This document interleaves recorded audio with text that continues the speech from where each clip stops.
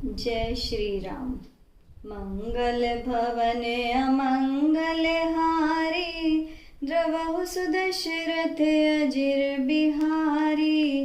जय सिया राम जय जय सिया राम। दीन दयाल विरद संभारी, हरऊ नाथ मम संकट भारी। जय सिया राम जय जय सिया राम। मास पारायण 10वां विश्राम। दूध, शरबत, ठंडाई व जल आदि से भरकर सोने के कलश तथा जिनका वर्णन नहीं हो सकता, ऐसे अमृत के समान भांति भांति के सब पकवानों से भरे हुए परात, थाल आदि अनेक प्रकार के सुंदर बर्तन, उत्तम फल तथा अनेक सुंदर वस्तुएं राजा ने हर्षित होकर भेंट के लिए भेजी।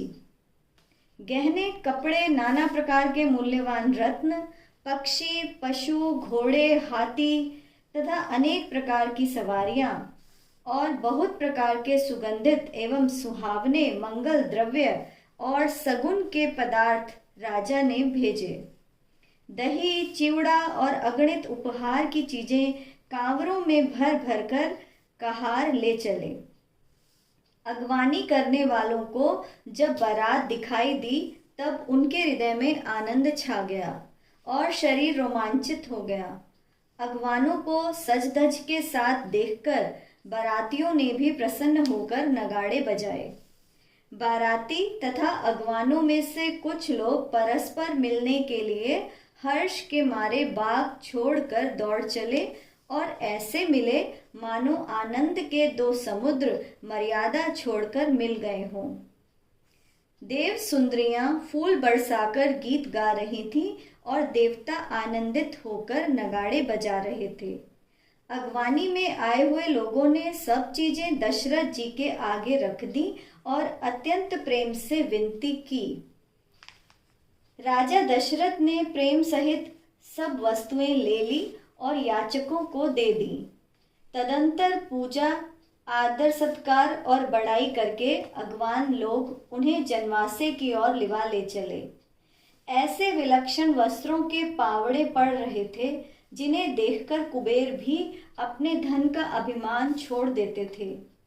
बड़ा सुंदर जनवासा दिया गया, जहां सबको सब प्रकार की सुविधाएं उपलब्ध थीं। जनकपुर में बारात आई जानकर सीता जी ने अपनी कुछ महिमा प्रकट करके दिखाई। हृदय में स्मरण कर सब सिद्धियों को उन्होंने बुलाया तथा महाराज दशरथ की मेहमानी करने के लिए भेजा। सीता जी की आज्ञा सुनकर सब सिद्धियां जनवासे में सारी संपदा, सुख और इंद्रपुरी के भोग विलास को लिए हुए गईं। बारातियों ने अपने अपने ठहरने के स्थान देखे तो वहां सब सुखों को उपलब्ध पाया। इस ऐश्वर्य का कुछ भी भेद कोई न जान सका। सब जनक जी की बड़ाई कर रहे हैं। श्री रघुनाथ जी भी सीता जी की यह सब महिमा जानकर और उनका प्रेम पहचान कर अपने हृदय में हर्षित हुए। पिता दशरथ जी के आने का समाचार सुनकर दोनों भाइयों के हृदय में अति आनंद हुआ। संकोच वश वे गुरु विश्वामित्र जी से कह नहीं सकते थे, परंतु मन में पिताजी के दर्शनों की लालसा थी। विश्वामित्र जी ने उनकी नम्रता देखी तो उनके हृदय में अत्यधिक संतोष हुआ। प्रसन्न होकर उन्होंने दोनों भाइयों को हृदय से लगा लिया। उनका शरीर पुलकित हो गया और नेत्रों में प्रेमाश्रुओं का जल भर आया।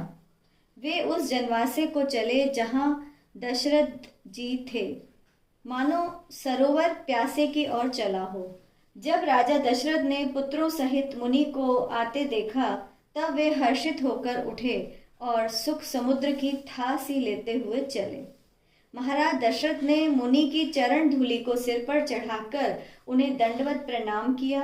विश्वामित्र जी ने राजा को उठाकर हृदय से लगा लिया और आशीर्वाद देकर कुशल पूछी।